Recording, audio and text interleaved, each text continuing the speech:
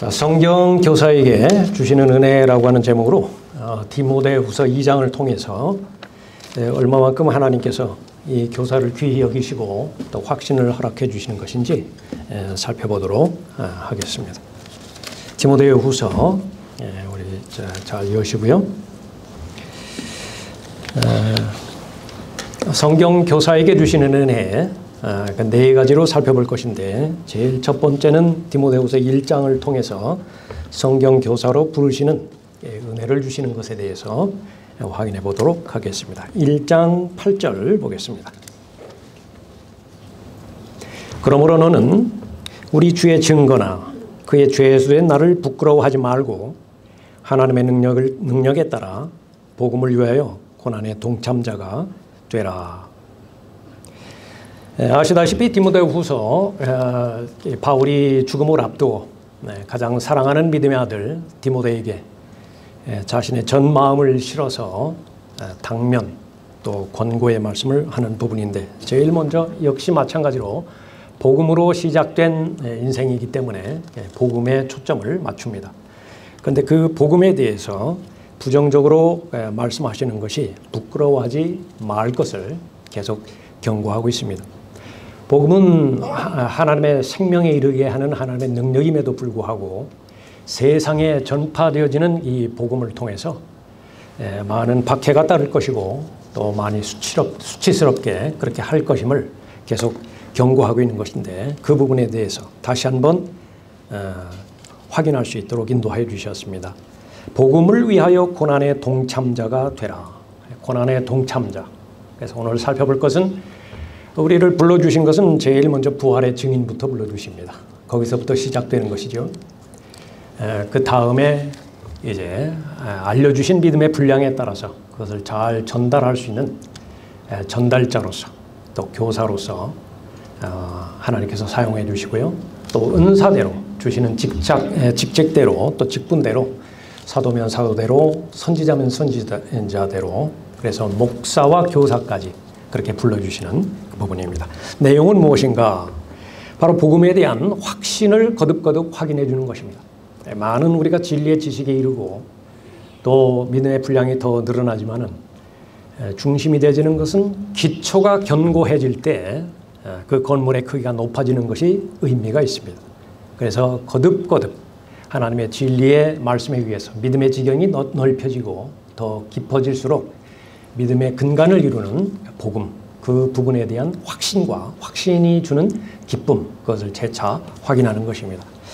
9절부터 10절까지는 바로 하나님께서 어떠한 은혜를 주셨는가 말씀하고 있습니다. 하나님께서 우리를 구원하시고 거룩한 소명으로 부르심은 우리의 행위에 따라 하신 것이 아니라 그분의 목적과 은혜에 따라 하신 것이니, 은혜가 나오는 것인데 바로 하나님의 은혜로부터 시작해서 은혜로부터 마무리 짓는 것이 우리 구원의 역사죠. 구원에 이르는 은혜, 또 진리의 지식에 이르는 은혜, 죄들로부터 승리할 수 있는 은혜요, 또 성령의 열매는 역시 마찬가지로 하나님의 은혜를 대변하는 것입니다. 또 하나님께서 맡겨주신 직분이 있는데 그 직분을 중도에서 탈락하지 않고 끝까지 잘 완수할 수 있는 것도 하나님의 능력인 은혜로 인해서 말미암는 것입니다. 그 은혜 가운데서 바로 구원이 시작되었다 말씀하십니다. 이는 세상이 시작되기 이전에 그리스도 예수 안에서 우리에게 주신 것이라. 그러나 이제는 우리 구주 예수 그리스도의 나타나심으로 그것이 드러났으니 그는 죽음을 폐기하시고 복음을 통하여 생명과 불멸을 밝히셨느니라 말씀하고 있습니다. 그러니까 하나님께서 행해 주신 그런 그 일들, 그것이 바로 사도 바울에게 그대로 적용이 되었다라고 하는 것이 바울의 간증이기도 합니다. 바울은 일생 동안 자신이 어떻게 구원받았는지에 대하여 일관성 있게 계속해서 감사하고 도전을 주는 간증을 하죠. 사도행전에서만 한다 하더라도 최소한 3번에 걸쳐서 자신의 믿음을 확신하고 있습니다. 그 내용을 다시 한번 점검해 보는 것이 10절과 11절입니다. 11절과 12절입니다. 이를 위하여 내가 이방인들의 전도자와 사도와 교사로 임명을 받았느니라. 이런 연유로 내가 이러한 고난을 당해도 부끄러워하지 아니하노니 이는 내가 믿은 분을 알고 내가 위탁한 그날을 대비하여 그분께서 능히 지키실 줄을 확신함이라. 자신에게 이루어진 일들, 하나님께서 은혜 가운데서 바로 직분들을 주셨는데 바로 전도자요, 또 사도요, 교사로 임명을 받았다. 계속해서 예수 그리스도를 알아가고요. 그 다음에 위탁받은 것을 또 위탁하는 것을 볼 수 있습니다. 그래서 바로 바울 자신에게 일어나는 일들, 그런 일들은 하나님의 일이기 때문에 바울 자신은 이제 얼마 있으면 죽을 거예요. 그것은 현실입니다. 그러나 바울이 죽는다 하더라도, 떠난다 하더라도 그 하나님의 일은 중단됨이 없이 지속이 돼야 되는 것인데 그것은 바로 너에 달려있다. 그렇게 도전하는 것입니다. 13절, 14절입니다. 너는 그리스도 예수 안에 있는 믿음과 사랑 안에서 내게 들은 건전한 말씀들의 본을 굳게 붙잡고 우리 안에 거하시는 성령을 힘입어 내게 맡겨주신 그 좋은 것을 지키라.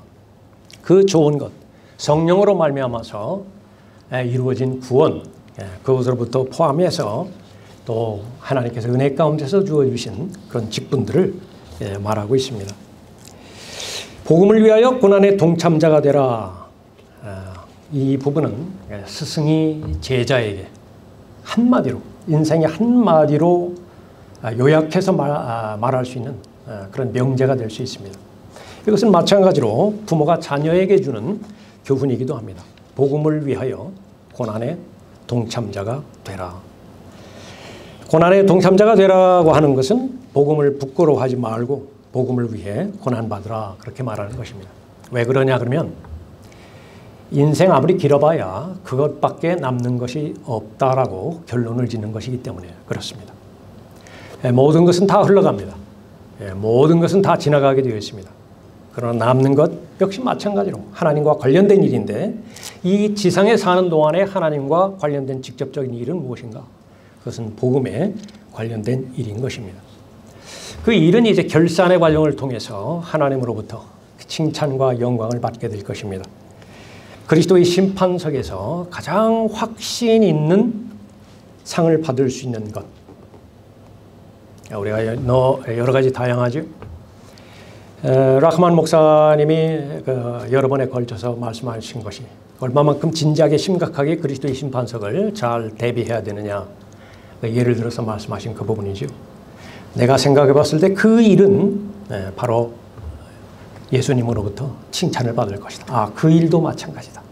그 일 역시 마찬가지로 내가 치른 대가는 컸지만은 예수님으로부터 칭찬을 받을 것이다. 그런데 하나하나 세워가기 시작할 때 10가지를 넘기기가 쉽지가 않았다고 고백을 합니다. 왜 10가지만 되겠습니까? 얼마나 많은 일들을 예수 그리스도를 위해서 그렇게 행하신 분이십니까? 옆에 사람이 묻습니다. 많은 성경 공부하시지 않으셨습니까? 많은 설교도 그렇게 하시지 않았습니까? 그러나 그 가운데 많은 경우는 내가 좋아서 한 것도 있다라고 그렇게 말씀을 하죠. 그런 모든 것들도 다 보상의 대상이긴 해요. 그러나 내가 진지하게 그리스도의 심판석을 대비하는 입장에서, 준비하는 입장에서 바로 주의 두려움을 알기 때문에 잘 준비한다라고 한다면 그 부분을 잘 살펴볼 수 있어야 될 것입니다. 찰스 스펄전이 한 말이기도 합니다.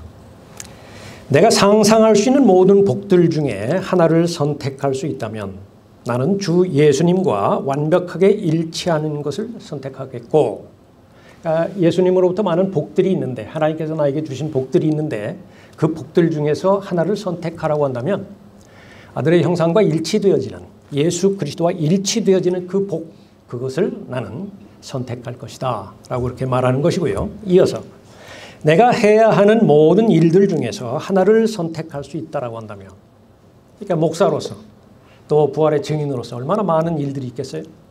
그 가운데서 하나를 선택할 수 있다라고 한다면, 이 말의 배경은 여러 가지 복잡한 동기가 2가지, 3가지 얽혀 있어서 본인을 지치게도 많이 만듭니다. 또 그렇게 번아웃 되기도 하고요. 그러나 한 가지 일에 고정이 되었을 때 그것을 기쁨으로 하고 지속적으로 할 수 있고 끝까지 할 수 있는 일이라고 한다면 그것을 말하고자 하는 것입니다. 내가 해야 하는 모든 일들 중에서 하나를 선택할 수 있다면 나는 복음을 전하는 일을 선택하겠다. 그리고 한 걸음 더 나아가서 복음을 전하게 할 수 있도록 가르치는 일이다. 여러분 모두의 같은 심정일 것입니다.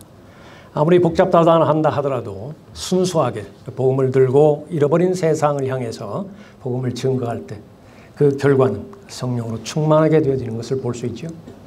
그렇게 구원받은 하나님의 자녀에게 하나님의 진리의 말씀, 기초에 해당되지 않는 말씀을 하나하나 가르쳐줄 때 그 구원받은 혼이 기뻐하고 더 예수 그리스도와의 동행이 확실시 되어지고 그렇게 될 때 삶의 동기가 더 분명해지는 것을 우리는 경험할 수 있습니다. 하나님께서 맡겨주신 일, 그것은 바로 하나님께서 주신 일을 다른 사람에게 맡기는 일입니다. 바울은 먼저 자신이 받은 것이 있다라고 반복해서 말하고 있습니다. 주의 만찬 우리가 행할 때 고린도전서 11장에서 그 순서대로 우리가 주의 만찬을 행하죠. 제일 먼저 말씀하시는 것이 내가 주께로부터 받은 것을 너희에게 전달해 주었나니 라고 하는 것입니다. 우선 받았어요. 무엇을 받았죠? 새 언약에 관련된 교리를 받은 것입니다. 그것을 실행하는데 성도들에게 전달해 준다 그렇게 말합니다. 또 복음을 받았다라고 고린도전서 15장 3절 이후에서 말씀하고 있죠. 복음을 굳게 붙잡고 헛되이 믿지 아니하였다면 그 복음을 통하여 너희도 구원받은 것이라. 복음이 바울에게 맡겨졌는데 내가 받은 것을 먼저 너희에게 전달하였나니. 분명히 받았습니다. 근데 받은 것은 어떨 때의 가치가 있는 것이냐면 전달할 때의 가치가 있는 것입니다. 그 목적으로 불러주셨어요. 구원받은 모든 하나님의 자녀들은 1차적으로 그 부활의 증인입니다. 예수 그리스도께서 죽은 자들로부터 부활하셨다라고 하는 목격자인데, 증인인데 그를 목적으로 해서 불러주셨어요. 은혜로 불러주신 것입니다. 하나님의 목적을 두고 불러주신 것입니다. 더 나아가서 하나님의 모든 계획들 또 하나님 앞에 은혜 가운데서 사람들에게 다 전달해 주죠. 자, 성경 교사, 성경에서 언급하는 성경 교사, 진리를 전달하고 잘 설득시켜주는 사람을 말하는 것인데 바로 부활의 증인으로부터 시작됩니다. 열매가 있고 없고 그거하고는 상관이 없습니다. 애를 쓰기만 하면 돼요. 내가 마음의 준비가 되어서 하나님께 주시는 열정으로 예수 그리스도는 죽은 자들로부터 부활하셨습니다. 그 말을 증거하는 것으로부터 하나님께서는 그 직분을 허락해 주시는 것입니다. 지역교회 강단에서 또 모임 앞에서 그렇게 가르치는 그런 교사도 있겠죠. 교사입니다. 목사, 더더군다나 말할 것도 없이 교사입니다. 오늘 이 본문을 준비하면서 특별히 여러분들에게 격려가 되어지고 도전이 되어지길 바라는 것은 여러분 개개인적으로 이미 알고 있지만은 내가 부활의 증인으로서 나는 하나님께서 임명해 주신 교사라고 하는 그 확신을 좀 가지기를 바라고요. 특별히 이제 지역교회가 더 활성화되어지고 계속해서 지역교회가 강성해짐에 따라서 경륜으로 따져본다고 한다면 이제 선지자와 사도와 선지자의 그런 경륜을 거쳐서 그러니까 바울과 같은 그런 그 사도의 경륜이 있었죠. 그 다음에 필라델피아 교회의 시대를 거침으로 인해서 복음 전도자가 또 주역을 이루는 그런 경륜이 있었습니다. 지금 이 시대에는 목사와 교사가 주로 사역을 감당하는 그런 경륜입니다. 그러나 이제 마지막 날들에 보면 목사의 경륜도 거의 다 지나갔습니다. 이제 교사 한 사람 한 사람이 복음을 증거하고 그 증거된 복음을 통해서 구원받은 하나님의 자녀가 동일하게 하나님의 진리의 말씀으로 잘 준비됨으로 인해서 계속해서 개인적으로 복음이 확산되어지는 그 경륜 가운데 있는 것입니다. 믿음의 아들 디모데, 어떻게 해야 되는 것인가? 당부의 말. 내가 없더라도 그건 너무나 분명한 사실입니다. 영원히 같이 있을 수는 없습니다. 내가 없더라도 너를 구원하시고 너를 보호해 주신 하나님을 믿고 그렇게 신뢰하라. 바울 자신을 통해서 본 것들 그렇게 굳게 잡고 그것을 계속해서 그 배경 가운데 머물러 있으라 그렇게 당면하고 있습니다. 이후에 필요한 것이 있다고 한다면 성령께서 그것을 더 잘 가르쳐 주실 것이다 말하고 있습니다. 결국 바울은 떠났습니다. 바울의 사역의 성공 여부는 디모데의 사역에 달려 있습니다. 그것을 기점으로 해서 오늘 이 시간에 이르기까지 하나님의 사역은 계속해서 유지되어 오고 있는 것입니다. 라카만 목사님, 이성 목사님 떠나셨습니다. 그 후에 어떻게 되는 것입니까? 개인을 따랐다라고 한다면 그것은 우리가 이런 모임이 형성이 되지 않았을 것입니다. 귀한 하나님의 종들을 통해서 그 안에 하나님의 은혜의 사역, 면면이 이어져 오는 그런 사역들을 통해서 우리가 여전히 변치 않는 하나님의 은혜의 복음을 계속해서 전하고 있는 것입니다. 성경 교사로 하나님께서 불러주셨다고 한다면 그것은 은혜입니다. 여러분이 매일매일마다 하나님의 은혜의 보좌 앞으로 나가서 개인적으로 기도할 수 있다. 평범하게 생각할지 모르지만은요, 그것은 참으로 하나님의 큰 은혜임에 틀림이 없습니다. 한 번 내가 은혜의 보좌를 사모해서 나의 필요와 그것이 감사이든 간구이든 하나님 앞에 말씀을 드리는데 그것이 그렇게 경성하고 그렇게 삭막하고 확신이 없는 경험을 한두 번은 해볼 필요가 있습니다. 얼마나 답답하고 그것이 바로 정말 살아있는 그리스도인인가 그것을 느껴봤을 때 매일매일마다 하나님의 말씀을 통해서 말씀으로 교제가 가능하고 성령이 열기만 하면 아무 의심 없이 살아계신 하나님의 음성으로 여과 없이 받아들일 수 있도록 그것은 하나님의 은혜인 것입니다. 그 하나님의 은혜 가운데 하나가 바로 성경 교사로서 부활의 증인으로서 불러주신 하나님의 은혜를 내가 감사하는 것입니다. 성경 교사, 그리스도인이라고 한다면 누구나가 다 참여를 해야 되는 것입니다. 두 번째는 바로 가르칠 수 있는 기회를 주시는 은혜, 그것이 바로 교사에게 주시는 은혜입니다. 2장 1절 보십시오. 내 아들아, 그러므로 너는 그리스도 예수 안에 있는 은혜 가운데서 강건하라. 그리고 내가 많은 증인들 가운데서 내게 들은 것들을 신실한 사람들에게 맡기라. 그들이 또 다른 사람들을 가르칠 수 있으리라. 그런즉 너는 예수 그리스도의 훌륭한 군사로서 고난을 견뎌내라. 전쟁에 임하는 자는 아무도 이 생의 일들에 얽매이지 아니하나니 이는 자기를 군사로 뽑은 자를 기쁘게 하려 함이라. 또 이기려고 애쓰는 사람이 규칙대로 하지 아니하면 면류관을 얻지 못하리라. 수고하는 농부가 먼저 그 소출에 동참함이 마땅하니라. 교사로서의 직분을 잘 감당하기 위해서는 강해야 된다라고 먼저 말씀하십니다. 어린아이는 가르칠 수 없습니다. 이리 휩쓸리고 저리 휩쓸리고 그렇게 하기 때문에 그렇죠. 강한 사람은 어떤 사람인가? 늘 주 안에 있는 예수 그리스도 안에 있는 은혜 가운데 거하는 사람이라고 성경은 반복해서 결론을 짓고 있습니다. 누군들 성경 교사가 되고 싶지 않겠습니까? 누군들 부활의 증인으로서 하나님의 쓰임을 받고 싶지 않은 사람이 어디 있겠습니까? 그러면 누가 쓰임을 받고 누가 그렇지 못한 것이냐? 결국은 하나님의 은혜 가운데서 강건함을 유지하는 사람인가? 그렇지 못한 사람인가? 그것을 볼 수 있습니다. 이 하나님의 은혜는 지식과 직접적으로 관계가 되어 있습니다. 은혜 안에서 자라가는 사람은 바로 예수 그리스도를 아는 지식 안에서 자라가는 사람입니다. 바로 예수 그리스도는 은혜로 충만한 독생자였지요. 그 영광을 봤더니 은혜로 충만해졌을 뿐만 아니라 진리로도 충만해지신 분입니다. 그래서 사랑 안에서 진리를 말하는 사람, 은혜 안에서 강건한 사람입니다. 그 목적은 무엇이죠? 성경 교사의 목적은 무엇입니까? 바로 성도들을 온전케 할 목적으로 목사와 교사를 주신 것입니다. 그러니까 교관입니다. 연평도 폭격이 일어났을 때 국민들이 걱정했던 것과는 반대로 지원자가 그 어느 해보다도 더 많았습니다. 그 훈련병들을 이제 교관과 조교가 맡아서 훈련을 해야 되죠. 정해진 기간 끝나면 실전에 투입을 시켜야 되는 것입니다. 어떠한 심정으로 가르쳤겠습니까? 어떠한 심정으로 그 훈련병들에게 기초 군사 훈련을 그렇게 했겠습니까? 사명감 가운데서 불타올랐던 것입니다. 마찬가지로 하나님의 진리의 말씀을 계속해서 가르치는 그런 직분을 준 사람, 그것은 바로 하나님의 사명감 가운데서 은혜 가운데서 강건해야 된다라 그렇게 말하고 있습니다.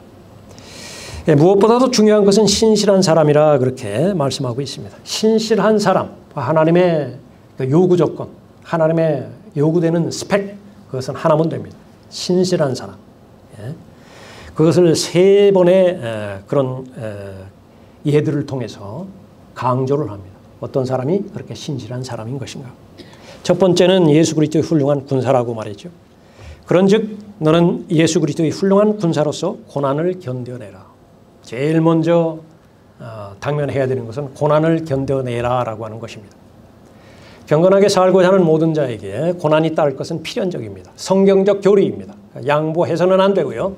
타협해서도 안 되는 것입니다. 예수 그리스도께서 우리를 불러주셔서 그리스도 안에 있는 새로운 피조물로 재창조해 주셨습니다. 그 재창조된 그리스도 안에 있는 새로운 피조물의 경향이 있는데, 영적 경향이 있는데, 그것은 바로 예수 그리스도께서 나에게 베풀어 주신 사랑에 보답하고자 하는 그런 경향이 있는 것입니다. 실천하든 실천하지 않든 그 경향이 있는 것인데, 그것은 바로 예수 그리스도께서 나를 위해 죽으셨으니만큼 이제는 내가 예수 그리스도를 위해서 죽는다라고 하는 것입니다. 결국은 죽습니다. 하나님께서 불러주신 사도들. 문제는 야고보처럼 빨리 죽을 것이냐, 아니면 사도 요한처럼 나중에 후에 죽을 것이냐라고 하는 것이에요. 어차피 죽기는 죽어요. 그런데 하나님의 은혜를 간구하는 것은 그 죽기까지 신실해야 되는 하나님 앞에 드려지는 이 사랑의 결정이 변질되지 않기를 바라는 것입니다. 끝까지 견디를 바라는 것이, 그것이 바로 고난입니다. 미리 대비할 수 있어야 됩니다. 내가 하나님께서 부여해 주시는 성경 교사로서 그 직분을 잘 감당할 수 있다라고 한다면 고난을 나는 감당해야 되겠다라고 하는 것입니다. 구체적으로 바로 이생의 일들에 얽매이지 않는 사람이라고 말하고요. 또 그 목적은 자기를 군사로 뽑은 자를 기쁘게 하려 함이라 말하고 있습니다. 이생에 얽매이지 않는 자.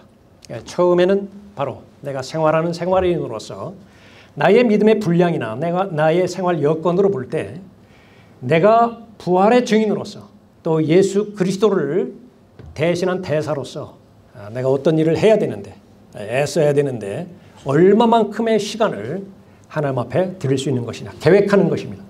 계획하지 않은, 시간표에 설정되지 않은 계획은 이루어지지 않습니다. 영적인 일이기 때문에 바로 그런 것입니다. 어떤 일이 있다 하더라도 우선순위를 포기하지 않는 것으로부터, 이생의 일들에 얽매이지 않는 것으로부터 시작됩니다. 그 시간에 그것이 바로 직장이든 아니면 거리이든 아니면 집 주변이든 그렇게 시작을 하죠. 그 다음에는 이제 하나님께서 열매를 주실 것입니다.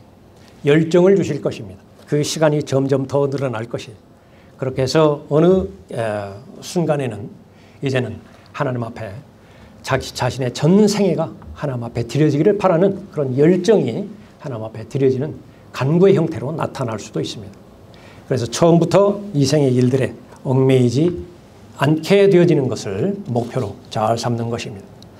가장 탁월한 일이고 가장 영광스러운 일은 하나님으로부터 쓰임받는 일입니다. 작건 크건 간에 하나님으로부터 쓰임받는 그 일에 내가 헌신이 되어졌다고 한다면 바로 성경 교사로서 하나님께 주시는 은혜가 계속 이루어질 것입니다. 규칙을 지키는 경주자로서 그렇게 말씀하셨고요. 거기는 목표가 있습니다. 반드시 상을 얻도록 달리는 것이고요. 면류관을 얻지 못하는 것, 가장 수치스러운 일이라고 내가 인생에 결론을 낸다라고 한다면 하나님께서 좋아하시는, 또 기뻐하시는 성경 교사로서 그 일들을 잘 감당하게 될 것입니다. 또 하나는 수고하는 농부죠. 먼저 소출에 참여함이 마땅하니라. 인내가 필요하고요. 기다림이 필요합니다. 인내와 기다림이 필요한데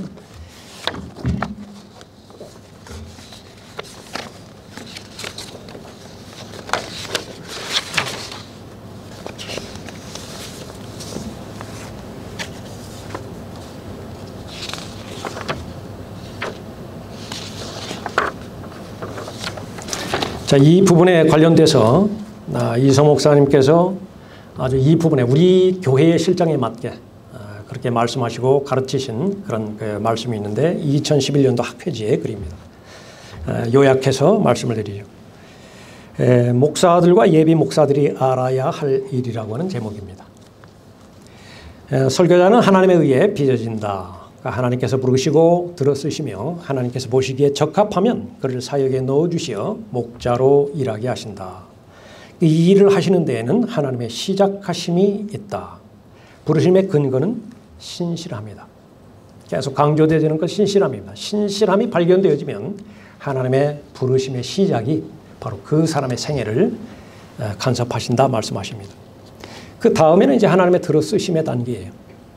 하나님의 부르심에서 그 다음 단계인 하나님의 들어쓰심까지 시간이 얼마나 필요한가? 사람에 따라 다르지만 10년에서 15년 정도 걸린다.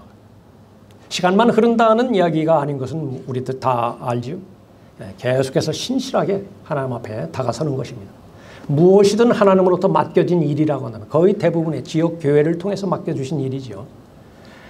사람 바라보는 것이 아니라 맡겨주신 하나님을 의식하고 또 하나님 앞에 기도하면서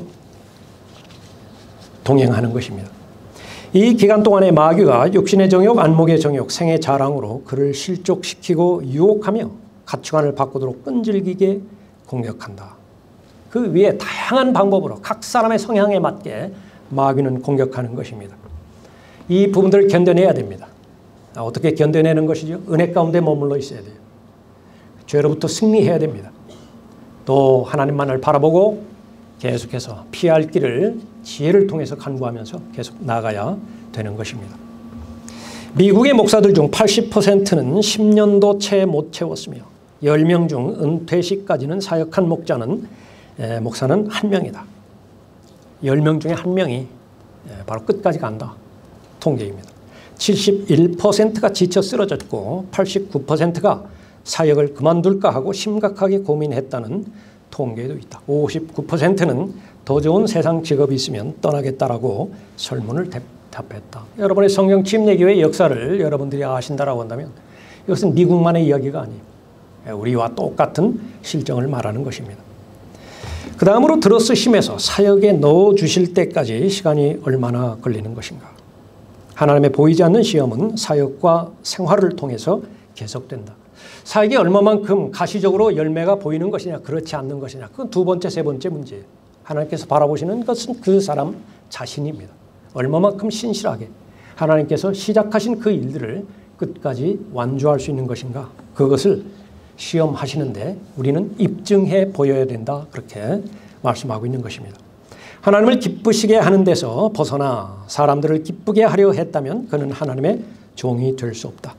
믿음의 시련들이 불로써 단련되고 나면 주님께서는 1차적으로 주님의 종으로서의 신실함을 인정해 주신다.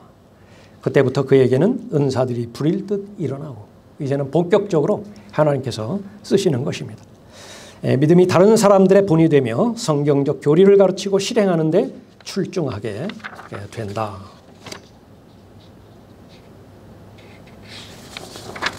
시간상으로 생략하도록 하겠습니다. 자, 그것이 바로 하나님께서 성경 교사에게 가르칠 수 있는 기회를 주시는 것입니다. 부지런히 우리는 말씀을 들어야 되고요. 들은 말씀, 다시 말하면 하나님께서 맡겨주신 말씀이죠. 그 맡겨주신 말씀을 잘 감당할 수 있어야 될 것입니다.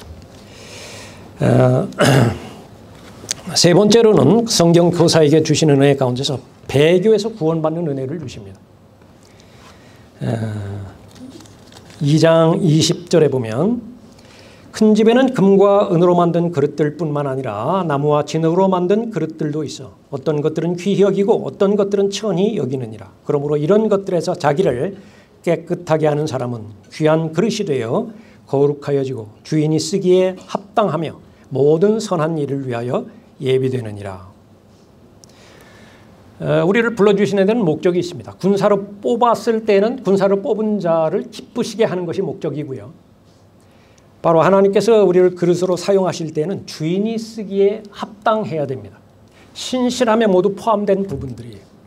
그렇게 해서 신실하다라고 하는 그 덕목 안에는 바로 늘 배울 수 있는 겸손한 마음의 자세로서 늘 유용한 사람, 언제 어디서든지 필요할 때에 하나님께서 쓰실 수 있는 사람 그렇게 보는데 그러니까 문제는 더럽혀지면 안 되는 것입니다. 어떻게 하면 이 육신의 정욕과 안목의 정욕과 생의 자랑이라고 하는 그것으로 대표되어지는 죄들로부터 자신이 승리하고 정결하게 될 수 있는 것이냐. 거기에만 매달리면 한이 없습니다. 문제는 우리가 바라봐야 되는 것인데 우선적으로 십자가를 바라봐야 되고요. 예수 그리스도를 바라보면 되는 것입니다. 나에게 맡겨주신 직분, 나는 어떻게 해서든지 나에게 맡겨주신 교사로서의 직분을 잘 감당해서 군사로 뽑은 자를 기쁘시게 해드리겠다. 그것이 내 적극적인 목표가 되고 어떻게 해서든지 나를 그릇으로 삼아주셨는데 이 그릇이 주님 쓰시기에 합당한 그릇이 되게 하겠다. 그러면 그것이야말로 모든 죄들, 모든 욕심과 정욕들로부터 승리할 수 있는 근거가 되어지는 것입니다. 하나님의 말씀입니다. 하나님의 말씀을 올바로 나누어서 우리가 공부해야 되죠.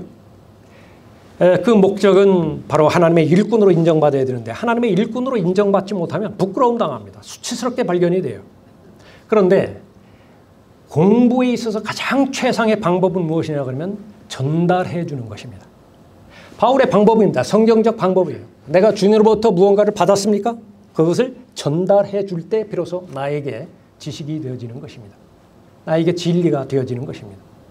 그런 과정 가운데서 이 마지막 날들은 모든 하나님을 고백하는 사람들이 배교로 결정을 내게 되어지는 것입니다. 그 배교에서 우리를 구출해 주는 것이 바로 성경 교사로서의 확신을 가질 수 있다라고 한다면 하나님께서 은혜 가운데서 인도해 주시는 것입니다.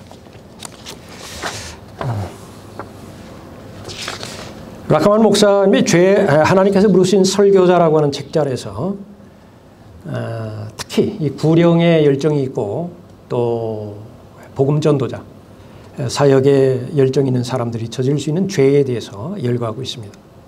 다음에 열거하는 7가지 주요 죄들은 거듭나고 구령하는 성경대로 믿는 설교자들이 주로 저지르는 죄들이다. 그런데 이 말들도, 이 부분들도요, 라카만 목사님이 보셨을 때 다른 데서는 발견할 수 없는, 특히 성경대로 믿는 그리스도인, 복음에 합당한 삶을 살고자 애쓰는 그런 사역자들, 얼마만큼 교묘하게 마귀가 그 틈을 노리는 것인지 그 부분을 핵심적으로 찔러서 말씀하는 그런 부분입니다. 그래서 이러한 부분들은 다른 어떤 설교자 양성학교나 그런 데서 가르치지 않는 것이라고 그렇게 전제를 달고 있습니다. 첫 번째는 야망입니다. 그 디오트레페 같은 그 예를 들고요. 야망은 바로 원죄와 관련이 있는데 사탄은 당신이 하나님을 기쁘시게 해드린다는 열망을 이용하여 마음의 동기를 변질시킨다. 우리는 하나님을 위해서 위대한 일을 반드시 해야 됩니다. 가능하면 큰 일을 해야 되고요. 더 많은 사람들에게 복음을 증거해서 가장 효과적으로 효율적으로 하나님의 사역을 받들어 섬겨야 됩니다. 그러나 반드시 점검해야 되는 것은 그 동기가 순수한 것이냐. 마귀는 그 동기를 변질시키는 데 있어서 가장 하나님의 사역자들을 공격한다라고 그렇게 말합니다. 나는 신실하기를 원한다를 나는 하나님을 위하여 위대한 일을 이루기를 바란다로 변질시킨다. 그래서 사역의 성공이라고 하는 것만큼 자신의 야망을 숨기기에 좋은 그런 말이 없다라고 그렇게 말합니다. 두 번째는 교만이에요. 역시 마찬가지로 원죄에 해당되어지는 그런 부분입니다. 하나님의 사람들은 자신의 능력을 자랑하고자 하는 유혹을 늘 받는다. 우수한 교육이나 우수한 지적 능력이나 높은 도덕적 기준을 자랑하고자 한다.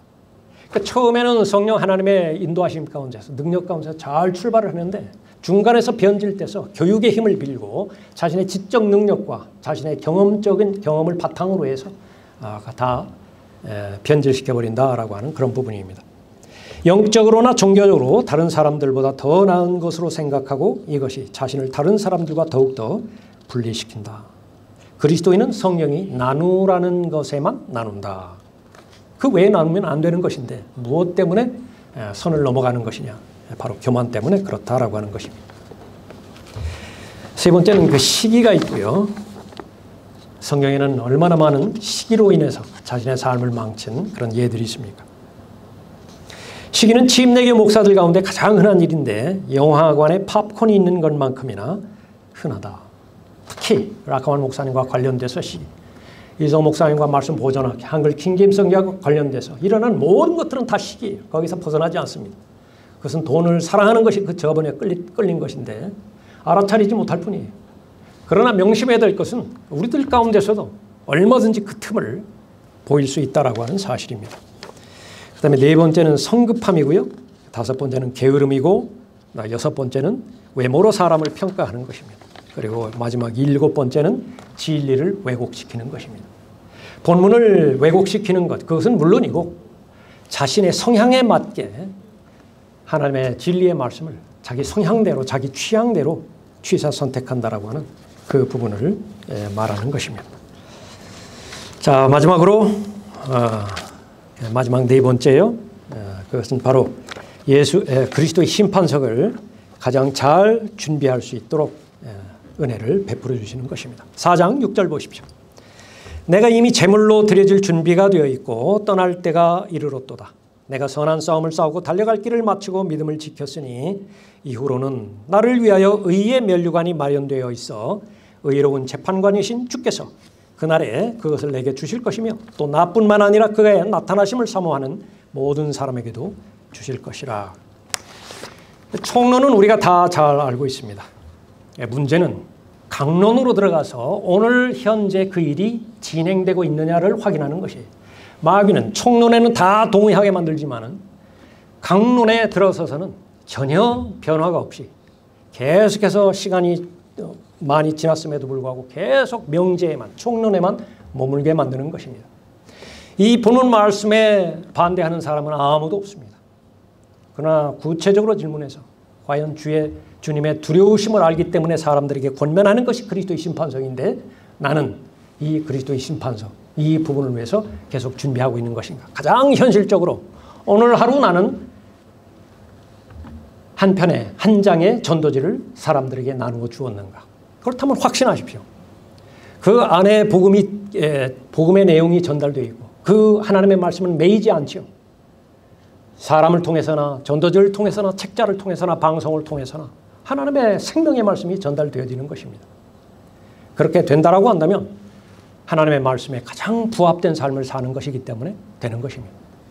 안타까운 것은 우리가 선교 주간 때마다 우리가 보고하는 내용들을 보면 불행 인원은 너무 많아요. 너무 많다라고 하는 것이 좀 어폐가 있다면 비교한다는 것이요.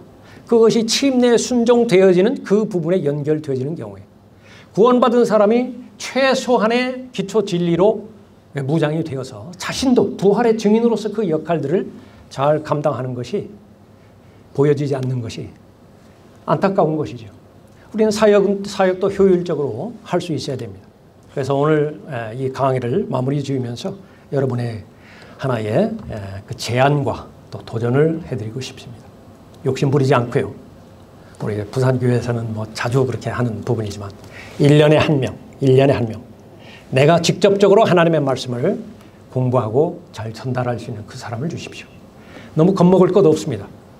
내가 알고 있는 사실만 전달하면 되는 것인데 제일 먼저 교회에 오든 안 오든 상관이 없어요. 한 번은 라크만 목사님이 캘리포니아에서 한 사람을 구령했는데 그 사람은 교회와는 상관이 없습니다.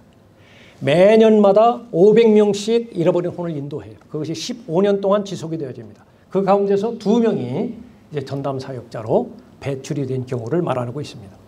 1차적으로 교회와 연관시키지 않는다 하더라도 직접적으로 나의 사역입니다. 내가 교회에서 많은 다양한 사역에 연루되어 있죠. 그 사역들은 반드시 하나님 앞에 연락이 되어야 됩니다.